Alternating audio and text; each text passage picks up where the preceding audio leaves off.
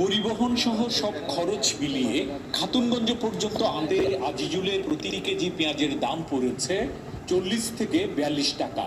10 থেকে 12 টাকা লোকসানে সেই পেঁয়াজ বিক্রি হচ্ছে 28 থেকে 30 টাকায়। এইটা মনে করছিলাম যে মাল কিছু টানবো বা দাম বাড়বে, আরো বরঞ্চ কমে গেছে কি আর। এবার দেশি পেঁয়াজের উৎপাদন বেশি হওয়া এবং কোরবানির আগে সবাই একসাথে বাজারমুখী হওয়ায় পেঁয়াজের বাজারে ধস নেমেছে বলছেন ব্যাপারী ও পাইকাররা।